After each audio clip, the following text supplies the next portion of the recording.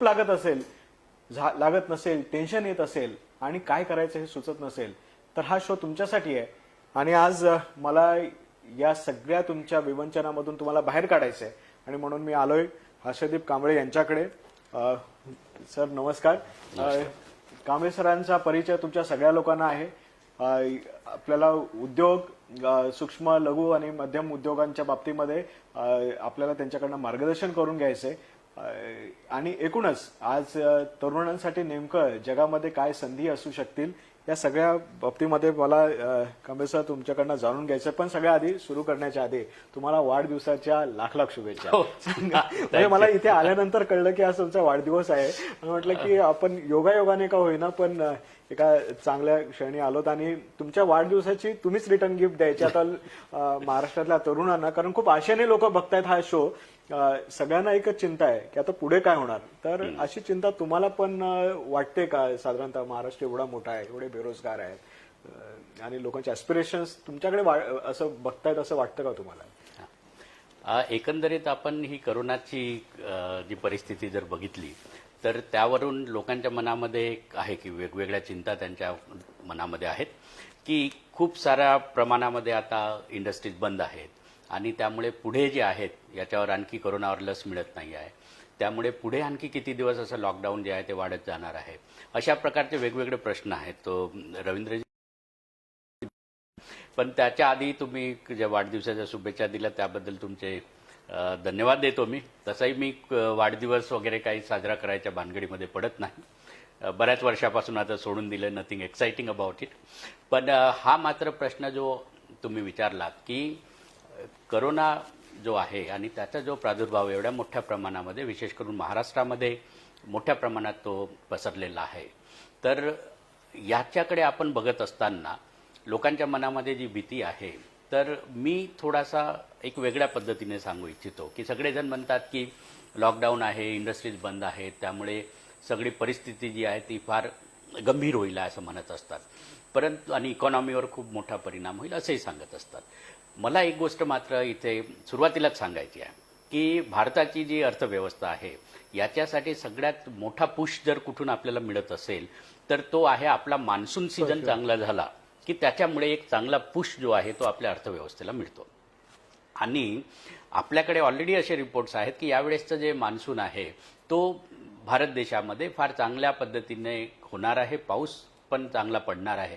त्यामुळे ॲग्रिकल्चर जे आहे ते फार्मिंग ॲक्टिव्हिटी जी आहे हे फार मोठ्या प्रमाणात आणि चांगल्या पद्धतीने होईल. अन्नधान्याचं जे आहे ते आपल्याकडे मुबलक प्रमाणामध्ये होईल. आणि काय होतं की याच्यामुळे जर पाऊस जास्त चांगला असेल आपल्याकडे तर रुरल इकॉनॉमी जी आहे ती ऑलरेडी रोलिंगमध्ये येऊन जातं.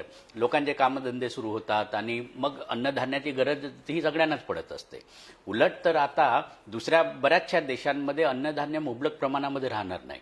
त्यामुळे भारतासाठी तर ही सुद्धा चांगली संधी आहे की तिकडे आपण अन्नधान्याचा पुरवठा जो आहे तो आपण करूच शकतो. So we are starting on a positive note.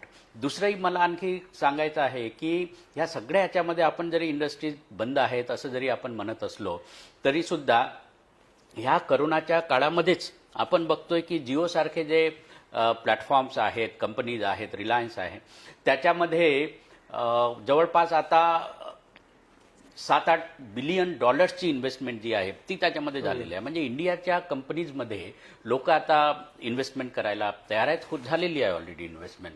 आणखी दुसरीकडे आपल्याला अशी बातमी मिळते की चायनामध्येही सुद्धा जे आहे बऱ्यापैकी त्यामधल्या इंडस्ट्रीज ज्या आहेत त्या तिथून बाहेर पडू इच्छितात आणि ते त्यांच्यासाठी योग्य ठिकाण जे आहे ते इंडिया जे असू शकतं असं बऱ्याच कंपनींचं मनामध्ये आलेलं आहे.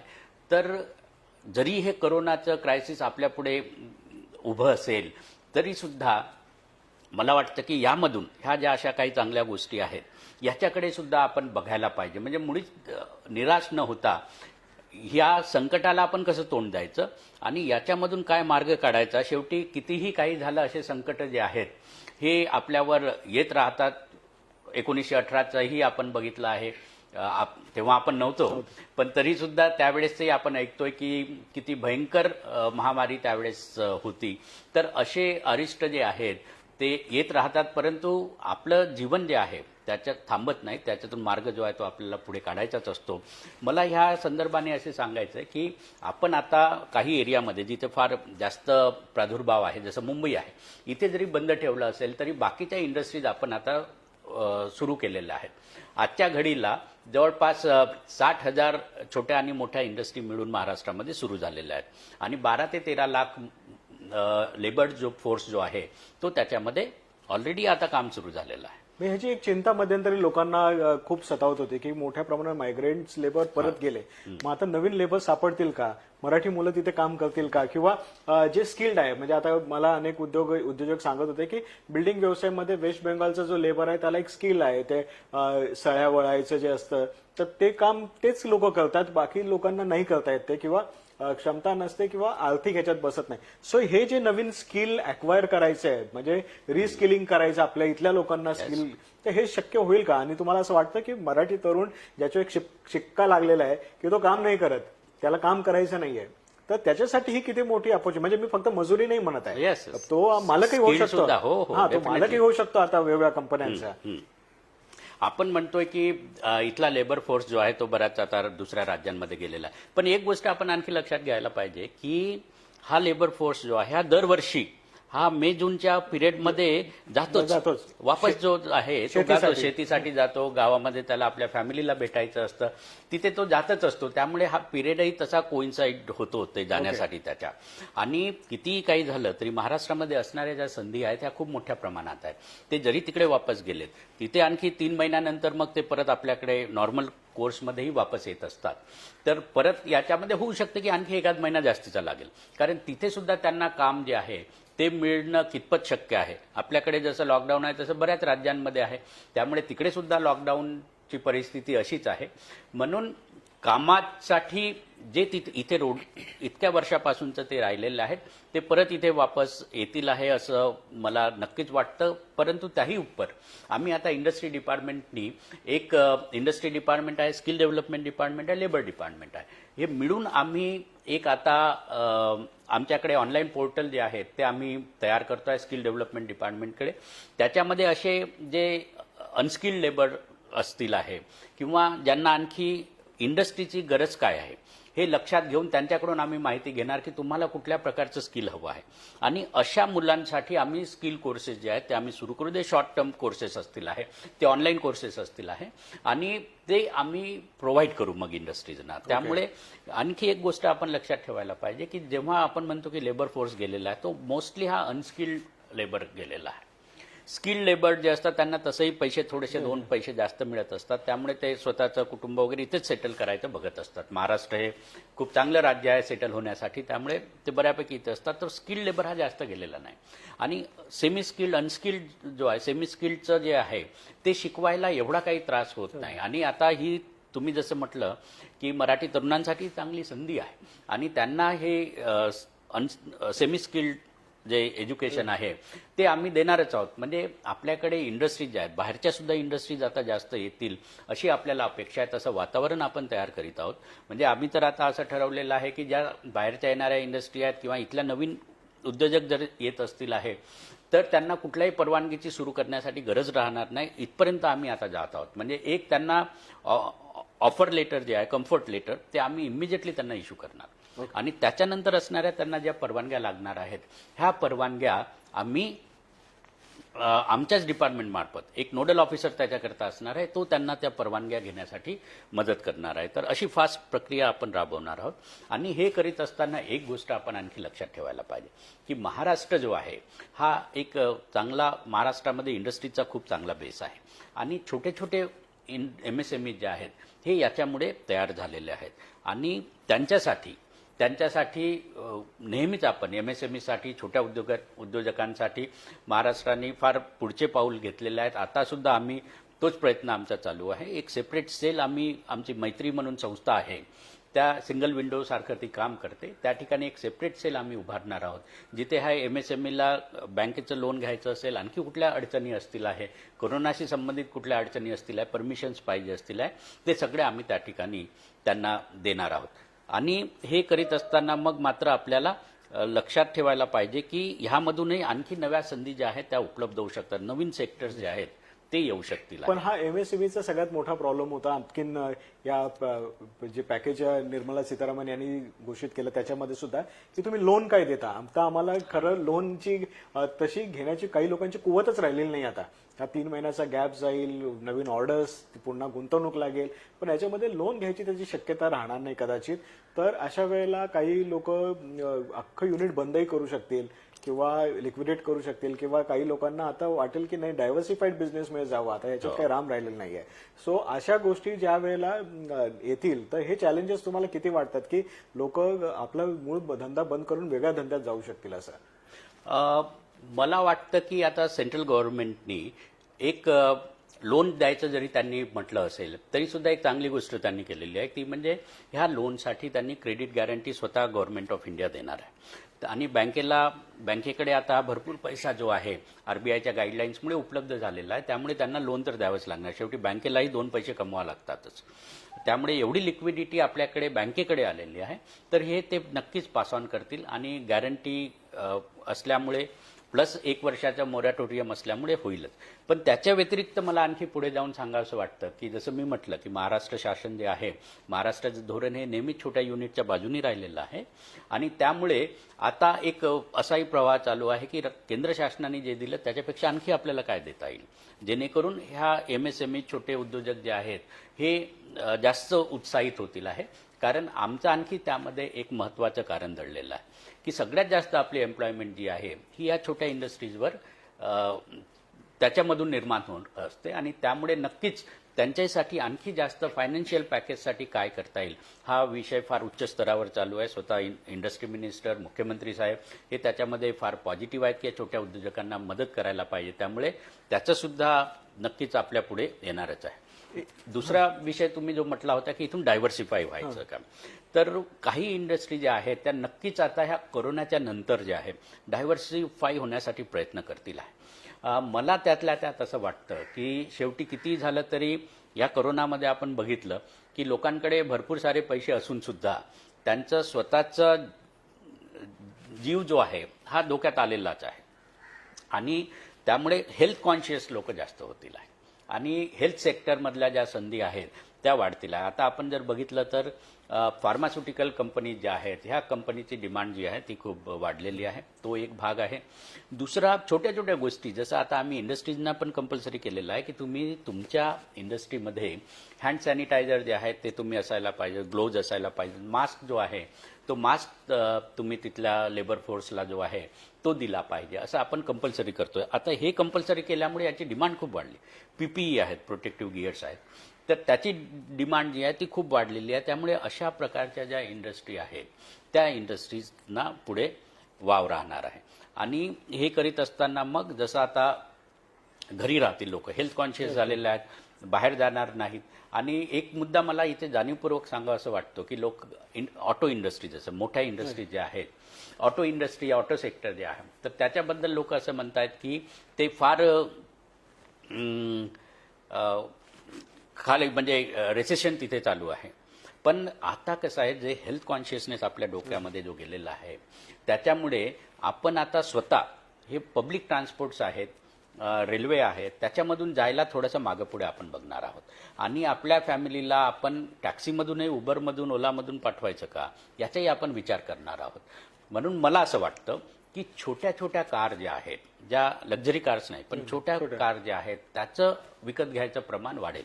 नॅनो टाईप कार ज्या लो बजेट आहेत, लो बजेटवाल्या कार ज्या आहेत त्यांचं प्रमाण वाढेल. दुसरं आणखी जे बाईक आहेत, बाईकचं जे आहे म्हणजे आपण एखादं स्कूटी असेल, बाईक असेल तर ते घ्यायचं प्रमाण जे आहे, स्कूटर असेल ते घ्यायचं प्रमाण वाढेल असं मला वाटतं. लुना असेल असं प्रमाण, म्हणजे आपण सेफ राहायला पाहिजे ही भावना. मग स्वतःचं व्हेकल असेल तर आपण सेफ राहू शकतो. ही जे आहेत अशा प्रकारचा बिझनेस जो आहे तो वाढणार आहे असं मला वाटत आहे. आणि इंडस्ट्रीसुद्धा आता हळूहळू, आधी जे खूप निगेटिव्ह होतं तेवढं निगेटिव्ह वातावरणाचं याच्यामधून काहीतरी पॉझिटिव्ह होईल आहे असं इंडस्ट्रीलाही आता वाटायला लागल्यामुळे ते ओपन झालेले आहेत. आणि आणखी एक महत्त्वाचं म्हणजे काय की जसं मी सांगत होतो की चायनाच्या ज्या बऱ्याचशा कंपनीज आहेत ते सुद्धा इकडे येऊ घातलेल्या आहेत. आणि चायनाच्याही काही कंपनीज ज्या आहेत त्या पण इथे महाराष्ट्रामध्ये येण्याचं आता त्यांचंही चालू आहे की इकडे आपण या थोडा डायव्हर्सिफाय करायला पाहिजे, कारण शेवटी बिझनेसमध्ये जी रिस्क असते ती रिस्क मिनिमाइज करण्यासाठीचा सगळं प्रयत्न करीत असतात. तर ह्या दुसऱ्या देशाच्या कंपनी जे इथे येऊ इच्छितात आणि चायनामधल्याही इथे येऊ इच्छितात, तर ही एक चांगली संधी आहे असं मला इथं वाटतं. की मोठ्या कंपनीज तर आपण एकदम एका दिवसात नाही टाकू शकत, बरोबर. पण त्याला असणारे जे छोटे छोटे आहेत ते आपण करू शकतो. इलेक्ट्रिक व्हेकल आपल्याकडे येणार आहे. ग्रेट वॉल मोटर्स ही चायनाची कंपनी आहे, ती इलेक्ट्रिक बॅटरीजमध्ये सुद्धा, इलेक्ट्रिक व्हेकल आणि बॅटरीजमध्ये सुद्धा येणार आहे. तर हे असे जे आहेत, अशा मध्ये आपण आपल्या संधी ज्या आहेत त्या शोधायला पाहिजेत आणि त्याच्यावर आधारित आपला उद्योग जो आहे तो छोटा का होईना आपण सुरू करणं आवश्यक आहे असं मला वाटतं. दुसरं म्हणजे आणखी डिजिटायझेशनच्या याच्यामध्येही जे आहेत फार मोठ्या संधी होऊ शकतील असं मला वाटतं. एक थोडासा उद्योग आणि मला थोडं सामाजिक क्षेत्र अशा दोन्हीच्या मधला एक प्रश्न विचारायचा आहे. थोडंसं मी रिलेट करण्याचा प्रयत्न केला की साधारणतः कुठलीही इन्व्हेस्टमेंट आली, कुठलाही नवीन उद्योग आला की तो मुंबई पुणे वगैरे असा येतो. तसंच कुठल्याही सुविधा असतील किंवा जेव्हा संकट असतील तेव्हा त्या समाजाच्या अशा ज्याला आपण कथित वरचा वर्ग म्हणतो तिथपासून खालच्या वर्गापर्यंत त्याचे इम्पॅक्ट वेगवेगळे सापडतात. तर आलेली इन्व्हेस्टमेंट ही महाराष्ट्राच्या तळागाळापर्यंत जाणार आहे का? तसंच जे काही रोजगार निर्माण होणार आहेत किंवा संधी निर्माण होणार आहेत ही समाजाच्या तळागाळापर्यंत जाणार आहेत का?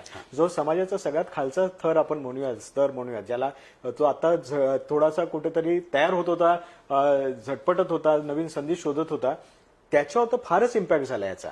जो नवीन नवीन शिकलाय आणि पहिलीच नोकरी शोधतोय आणि आता त्याला कळलं की मार्केटच बंद झालं, मार्केट पडलंय, तर त्याच्यासाठी काय आहे? जो आपण जो म्हणूयात की वंचित घटक असेल, विमुक्त असतील, ह्यांना कुठे असणार आहेत ह्या सगळ्या गदारोळामध्ये? आता कसं आहे की आपण नुकतीच महाराष्ट्राची नवीन इंडस्ट्रियल पॉलिसी बनवलेली आहे आणि ती बनवताना मी स्वतःही त्यामध्ये खूप जास्त इन्व्हॉल्व होतो.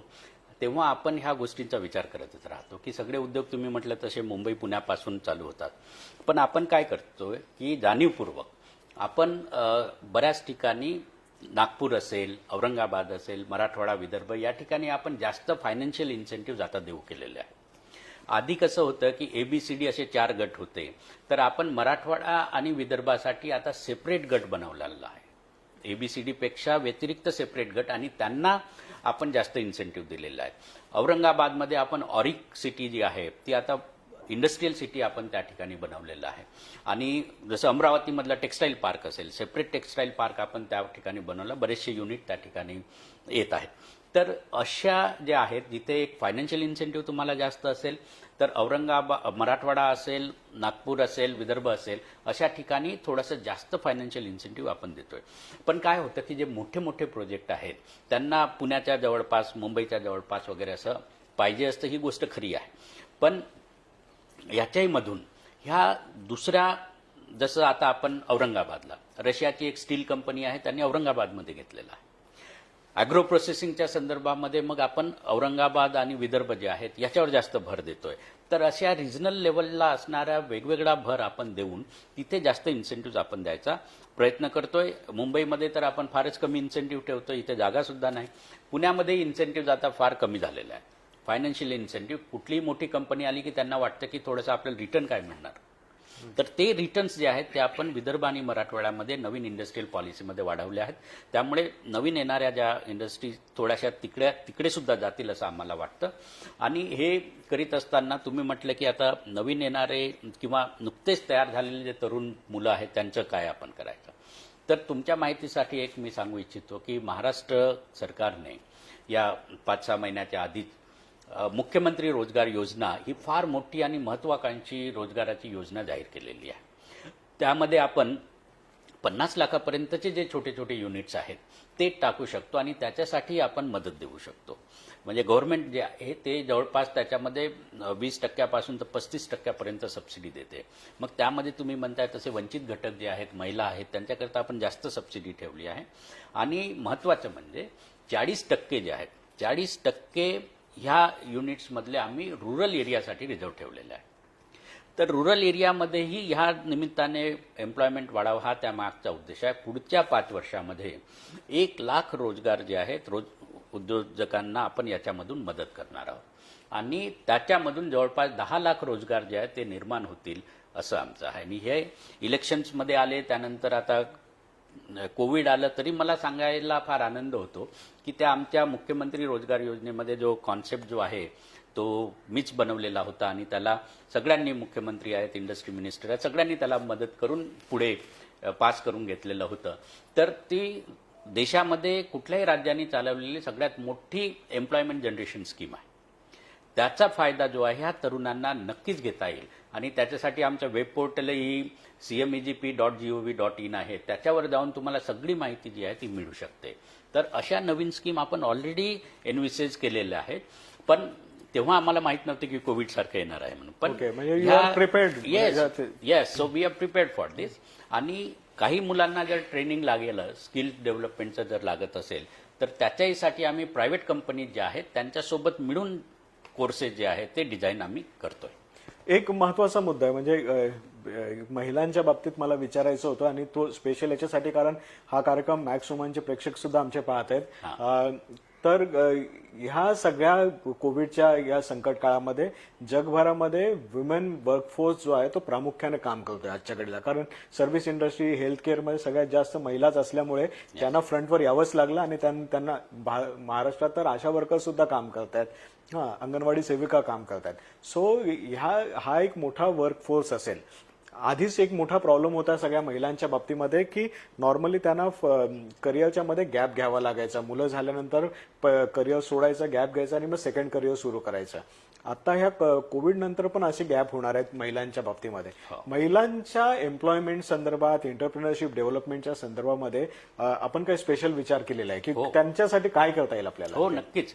आपण त्यांच्याकरता स्पेशल विचार नाही, एक स्पेशल पॉलिसीच आणलेली आहे. आणि महाराष्ट्र हे एकमेव राज्य आहे की जिथे महिला एंटरप्रिनर्ससाठी आपण स्पेशल पॉलिसी आणलेली आहे.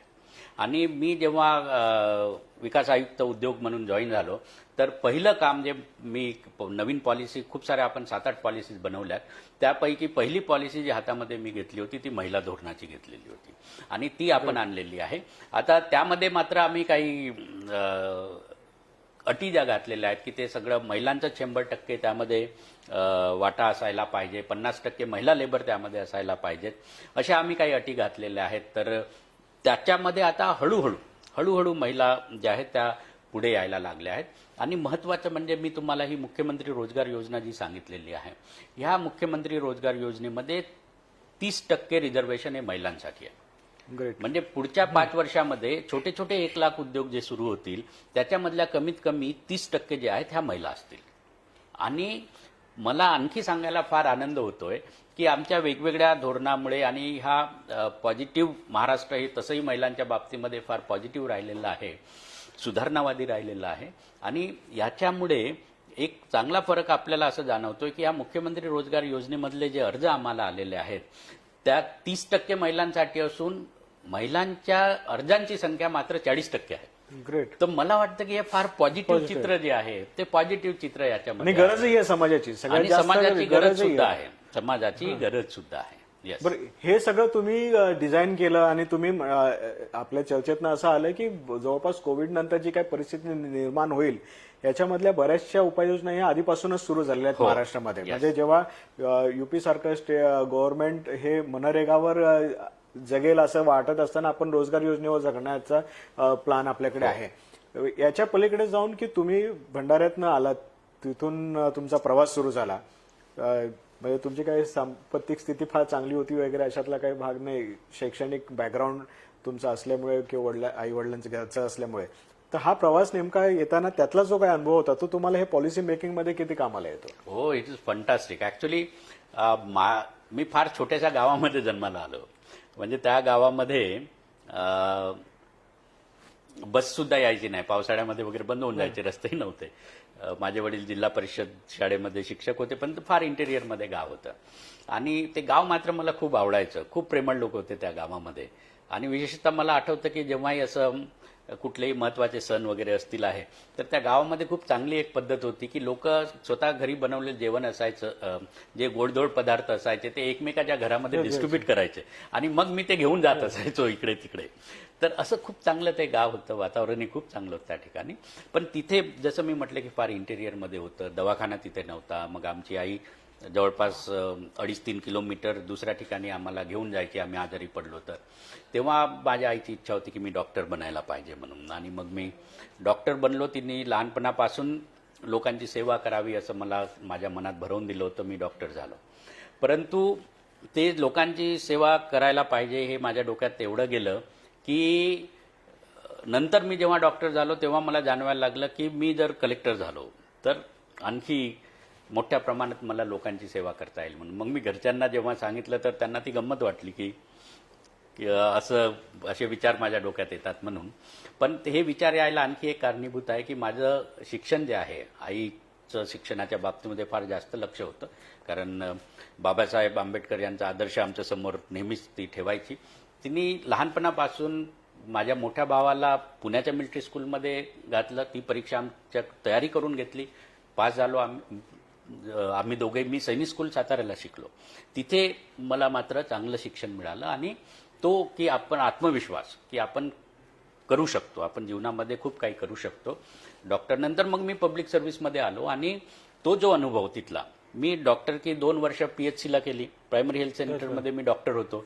तो ग्रामीण एरियाचा सगळा अनुभव जो आहे हा खूप लहानपणापासून मी बघितलेला आहे. आणि मग ते लोकांच्या गरजा काय आहेत हे समजून घेताना मला आता तेवढा त्रास जो आहे तो कधीच पडत नव्हता.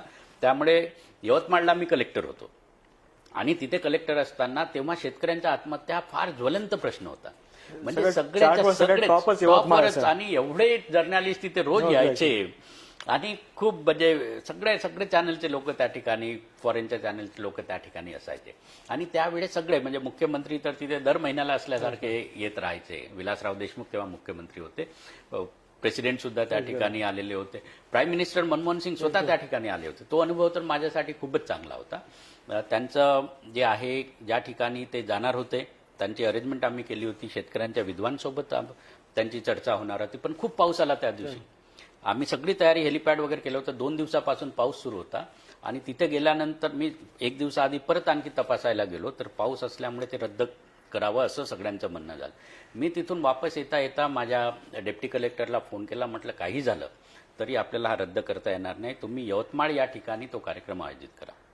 आणि रात्रीच्या रात्रीमध्ये आम्ही सगळ्यांना उठवून आम्ही सगळे रात्रभर जागून तिथं मंडप वगैरे सगळं एअरपोर्टवरच आम्ही व्यवस्था करून ठेवली होती. आणि तिथे आम्ही या शेतकऱ्यांच्या विद्वांना त्या ठिकाणी आणलं. तेथे मनमोहन सिंग साहेब प्राईम मिनिस्टर होते, तर त्यांना विनंती करून सगळ्यांनीच विनंती केली. मुख्यमंत्री असतील आहे, तिथले खासदार असतील आहे, सगळ्यांनी विनंती. ते तिथे आले, आणि तिथं त्यांनी जो हितगुज मग विद्वांशी साधला, आणि तेव्हा मग शेतकरी पॅकेज जे आहे ते जाहीर झालं.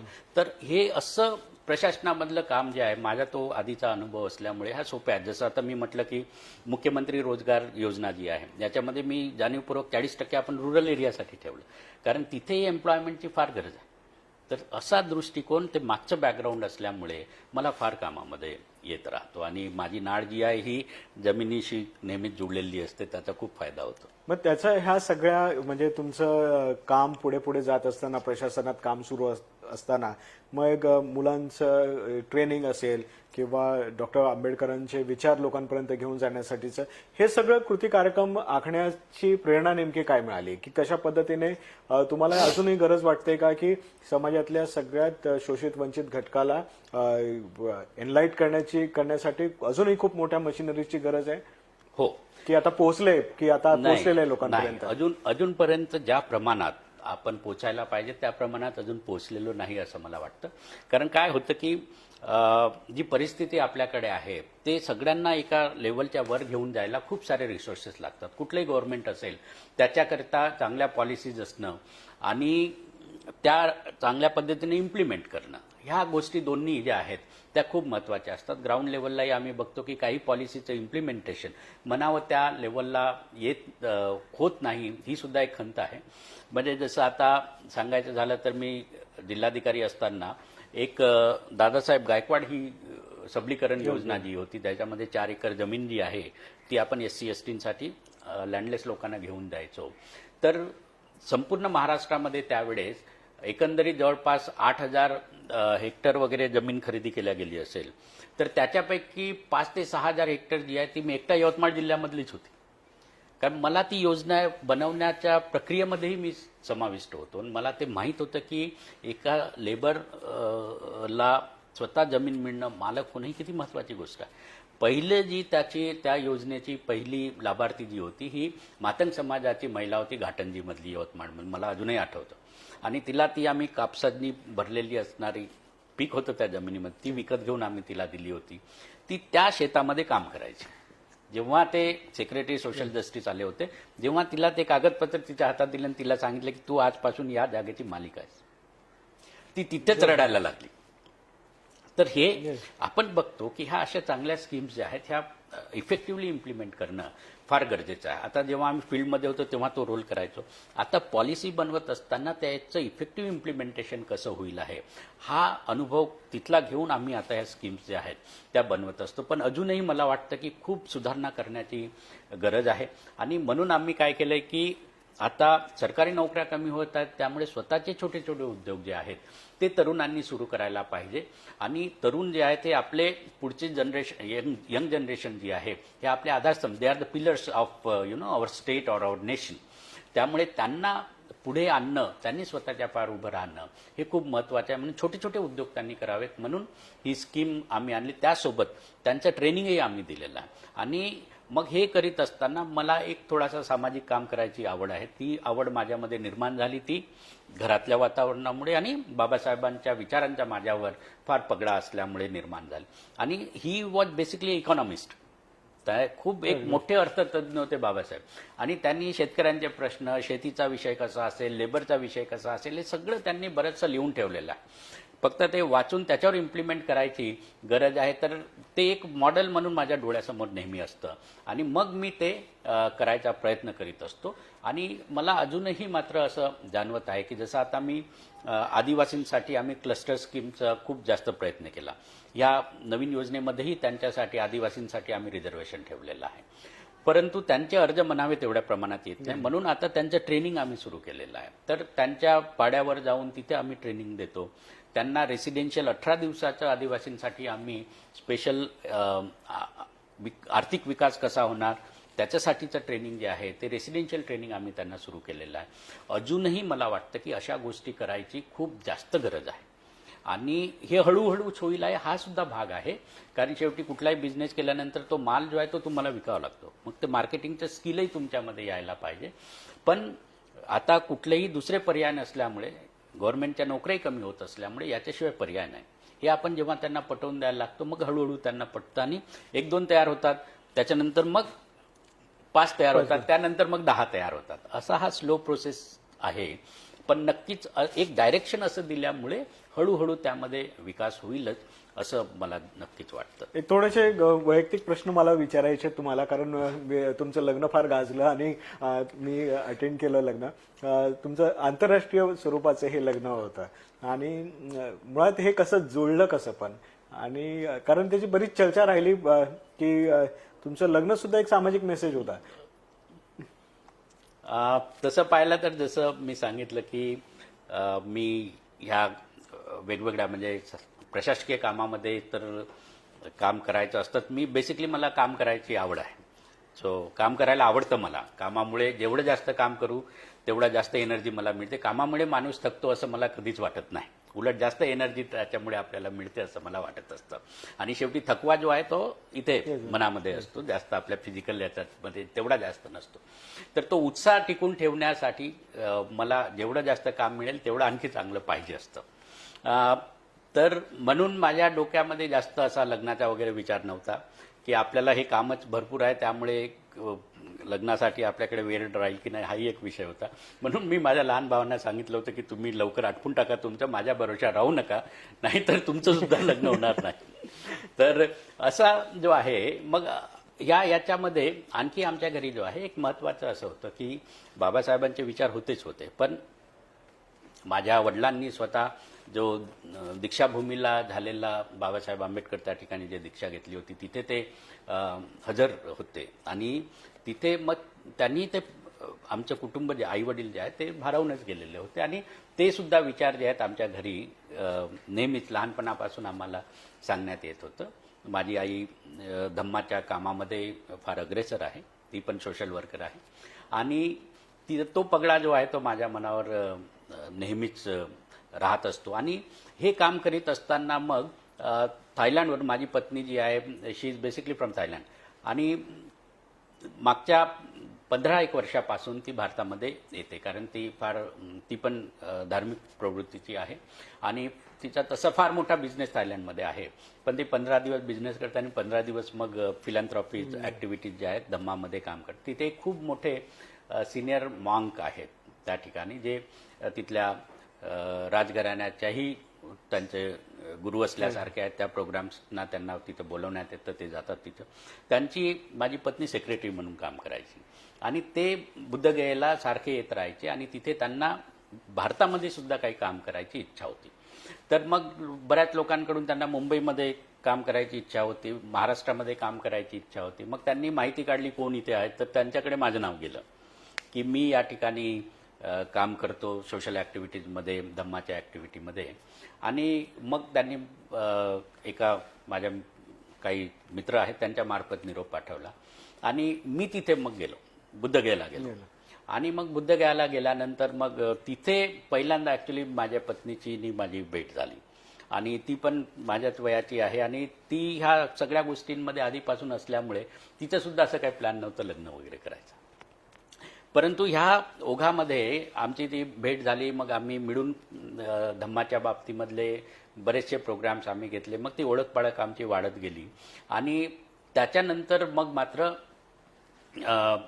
मी सांगितलं आता ते थायलंडचं असल्यामुळे इथलं कल्चर कसं आहे इथली सामाजिक परिस्थिती काय याबद्दल त्यांना जास्त जाणीव नव्हती पण मी सांगितलं की माझी नोकरी आहे ही ISC नोकरी आहे आणि त्याच्यामध्ये म्हटलं कुठले रिलेशन्स जर ठेवायचे असतील तर काही मला मॉडेल कोड्स आहेत ते मला फॉलो करावे लागतात एथिकल कोड्स आहेत ते फॉलो करावे लागतात आणि मध्यंतरी माझ्या वडिलांची तब्येत जी आहे ती जरा फार नाजूक झाली होती तर तेव्हा मग मी ठरवलं मी विचारलं की म्हटलं की आता we should take a call on this की मला वाटतं म्हटलं की असं मग त्यांनी बराच विचार करून मग होकार दर्शवला म्हणजे एकंदरीत असं झालं की आम्ही दोघेही जण ज्यांचा कधीच लग्न करायचा काही जास्त विचार नव्हता ते ह्या निमित्ताने एकत्र आले म्हणजे मला असं वाटतं की it is Dhamma which has bonded us together which brought us together आमची पहिली भेट जी आहे ती तिथं बुद्धगयेलाच झाली आणि त्याच्यानंतर आता जसं औरंगाबादला लोकुत्तरा इथे फार मोठं भिक्षूंसाठी आम्ही जे डॉक्टर बाबासाहेब आंबेडकर यांनी सांगितलं होतं की आपल्या मोनॅस्ट्रीज जे आहे जिथं भिक्षूंचं प्रशिक्षण होईल अशा उभारायला पाहिजेत ते माझ्या पत्नीमुळे आम्ही तिथं औरंगाबादला फार मोठं एक सेंटर जे आहे लोकुत्तरा म्हणून त्या ठिकाणी आम्ही उभारला जवळपास 100 भिक्षू त्या ठिकाणी राहू शकतील अशी व्यवस्था तिथे आम्ही केलेली आहे तर अशा गोष्टी ज्या आहेत त्या घडत गेल्या आणि माझा थोडासा सामाजिक पिंड असल्यामुळे मग इथे मुंबईला आपण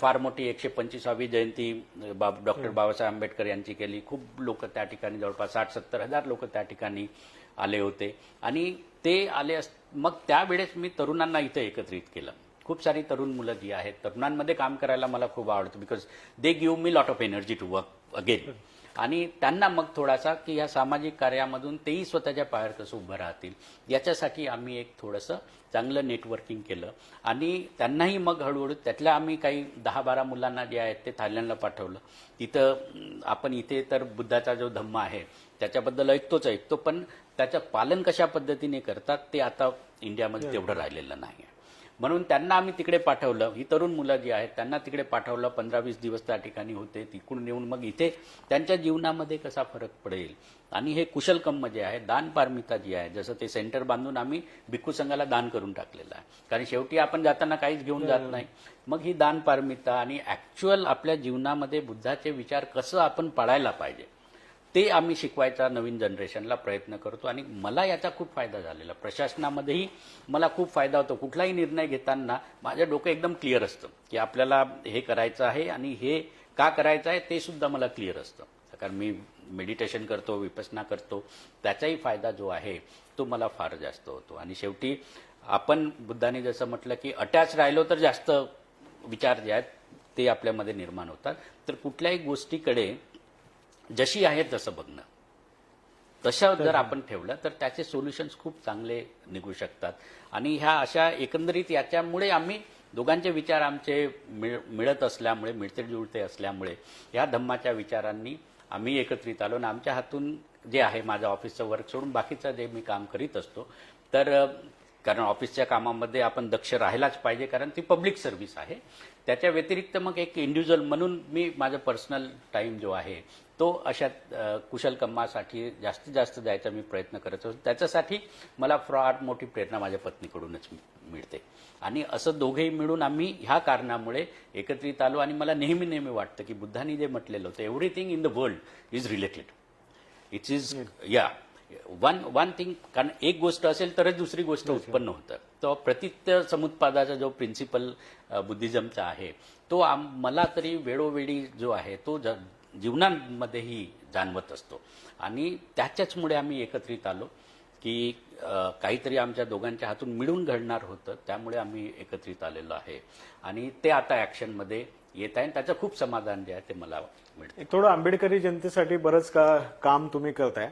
एक सगळ्यात मोठा प्रश्न आणखीन की भारताची सगळ्यात मोठी स्ट्रेंथ ही लोकसंख्या आहे आणि प्रत्येक जण या लोकसंख्येत काही ना काही कॉन्ट्रीब्यूट करतोय. तुम्ही कॉन्शियसली डिसिजन घेतला की मुलं होऊ द्यायचं नाही, त्याच्या मागचं कारण काय? म्हणजे फार पर्सनल प्रश्न आहे, पण मला वाटला विचारावं असं. आता काय आहे की आता मी जेव्हा सांगितलं की लहान आधीपासूनच मी थोडासा सामाजिक काम करण्यामध्ये मला इंटरेस्ट आहेच आहे. आणि धम्माचंही काम जे आहे ते आता आम्ही सुरू केलेलं आहे. तर ही सगळी जी मुलं आहेत, जेव्हा मी बघतो की एवढी सगळी मुलं सोबत काम करतायत आणि बऱ्याच ठिकाणी जिथे जिथे मी गेलेलो आहे तिथे तिथं जी मुलं गरजू मुलं वाटलीत, हुशार मुलं वाटलीत, त्यांना नेहमीच मी शिक्षणासाठी प्रमोट करीत आलेलो आहे. आणि त्यांना मदतही आपण बऱ्यापैकी जी आहे ती करायचा माझा प्रयत्न असतो. हे करीत असताना मी असं बघितलं की आपल्या स्वतःच्या रिस्पॉन्सिबिलिटीज, आपल्याला जर आणखी जास्त काम करायचं असेल तर स्वतःच्या रिस्पॉन्सिबिलिटीज आपण कमी करायला पाहिजे. तर आता मला कुठले शौक नाहीत, ती माझी रिस्पॉन्सिबिलिटी स्वतःच्या असणाऱ्या ज्या आहेत ते कमी करायच्या प्रयत्नाचा एक भाग आहे. आणि ही सगळी मुलं बघून मला असं वाटायला लागलं की आपण खरोखरीच आणखी स्वतःचं मूल ठेवणं आवश्यक आहे का? आणि कसं आहे की जे आपण जास्त जणांसाठी करायचं असेल तर थोडासा विचारपूर्वक मग ह्या सगळ्या गोष्टी आहेत त्याचं करायला पाहिजे. कारण मग आपण मुलं बाळं झाले तर त्या रिस्पॉन्सिबिलिटीमध्येही आपण अडकून पर्सनल रिस्पॉन्सिबिलिटी होऊन जाते.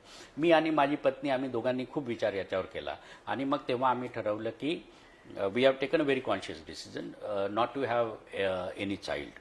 आणि मुलं जे आहेत ते मुलं बाळं स्वतःची जी आहेत ती होऊ द्यायची नाही असं आम्ही ठाम निश्चय केला.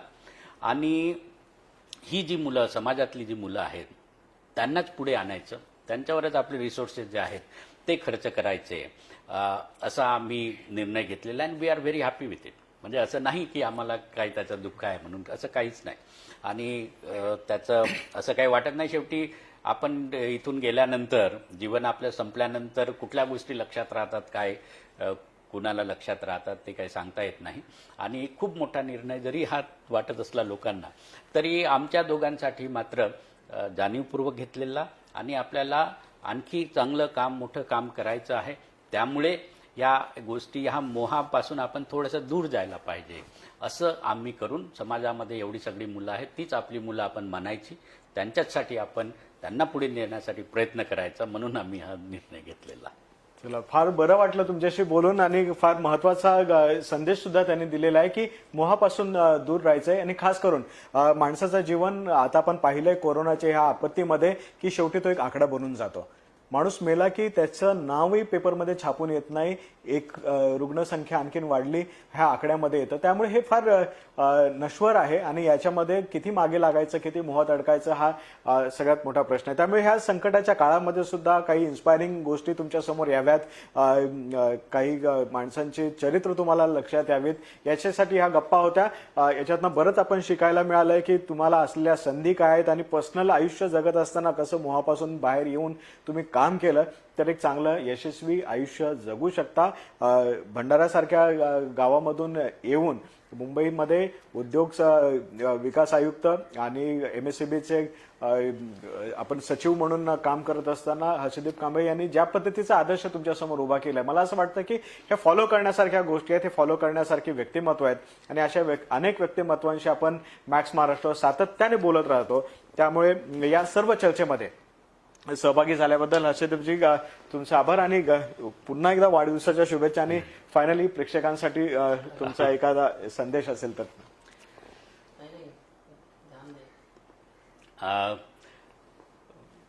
मी आता मलाही जरी मी वाढदिवस साजरा करीत नाही तरी सुद्धा मला ह्या सोशल मीडियामुळे बरेचसे आता फोन्स, मेसेजेस, खूप सारे व्हिडिओज, फोटोज ते वगैरे आता सामाजिक याच्यामध्ये आपण काम करत असल्यामुळे आलेले आहेत. मी कुठल्याही प्रकारे वाढदिवस साजरा करीत नाही, तरी पण लोकांनी ज्या प्रेमामधून हे सगळे जे आहेत शुभेच्छा ज्या मला दिलेल्या आहेत त्याबद्दल मी त्यांचं खूप खूप आभार मानत आहे या ठिकाणी. आणि जसं मी म्हटलं की आता you have to take life as it is, आणि त्याच्यामुळे एवढं एक्साइटिंग 50 वर्ष झालेत ठीक आहे, पण जीवन जगण्यापेक्षा आपण नेहमी बघायला पाहिजे की तुमचं जीवन जे आहे मिनिंगफुल कसं होईल. मिनिंगफुल म्हणजे स्वतःसाठीच मिनिंगफुल नाही, तर तुमचं जगणं जे आहे हे दुसऱ्यांचाही कशा पद्धतीने आधार बनेल, दुसऱ्यांनाही तुम्ही कशा पद्धतीने मदत करू शकता हे आपण बघायला पाहिजे. आता आपल्याकडे करोनासारखी परिस्थिती आहे आणि या करोनामध्ये जेव्हा आपण बघतोय की मजुरांचा एवढा मोठा प्रश्न निर्माण झालेला, त्यांना खायला नाही, तर पैकी आपण जर काही 2 घास कमी करून त्यांना देऊ शकू का. तर आम्ही असा प्रयोग करून बघितला, त्याला खूप चांगला रिस्पॉन्स मिळाला. मित्र वगैरे सगळे मिळून आम्ही जवळपास आता 15-1 हजारापर्यंतचे फूड किट्स आम्ही वाटप केले. बरीच सारी लोक त्याच्यामध्ये मदत करीत आहेत, खूप सारे स्वतःच्या लेव्हलवरही करत आहेत. तर असं एक दुसरं शेवटी हे जग एकमेकावर डिपेंड आहे, हे आपण लक्षात ठेवायला पाहिजे. इंटरडिपेंडंट जो आहे आणि तो जो प्रत्युत्तर समुत्पादाचा जो बुद्धिझमचा प्रिन्सिपल आहे, तर त्याच्यामुळे एक दुसऱ्यावर जग अवलंबून आहे. आपण वेगळं कुणापासून राहू शकत नाही. कोरोनामुळे हे तर आपल्याला सगळ्यांनाच आणखी जास्त जाणवत आहे. त्यामुळे आपण सगळ्या मानवजातींनी एकमेकाला मदत करणं, एकमेकाला पुढे घेऊन जाणं हे आपण बघायला पाहिजे. जग खूप मोठं आहे आणि इथे I feel that there is a place for everybody to grow here. त्यामुळे सगळ्यांनी वाढावं आणि पुढे यावं, एकमेकांना मदत करावी असे विचार जर आपण ठेवलेत, तर हे करोनासारखी परिस्थितीही जरी असली तरी सुद्धा माणूस नक्कीच त्याच्यामधून बाहेर येईल आहे.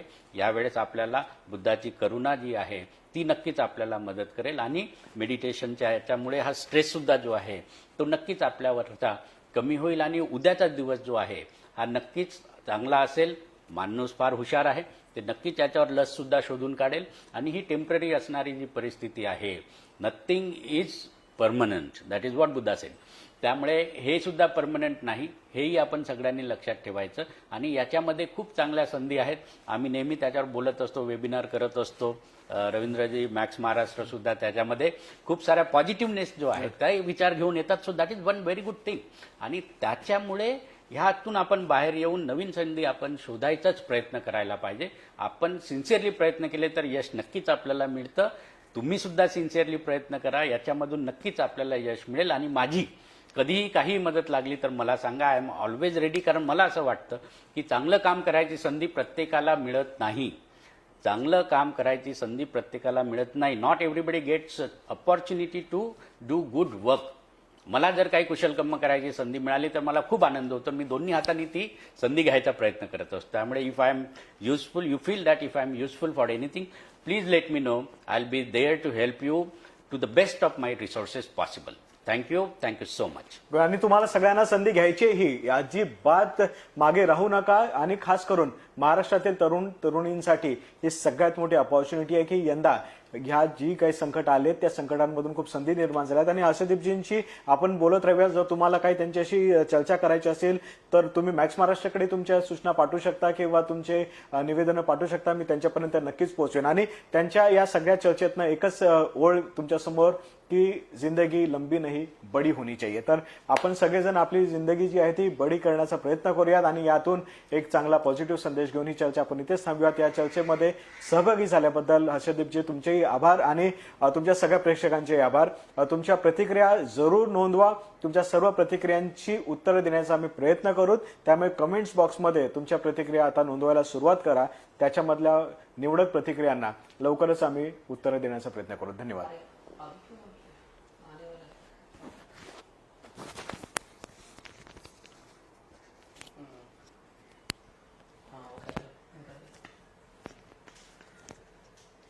हो गया? हाँ नहीं बता दो.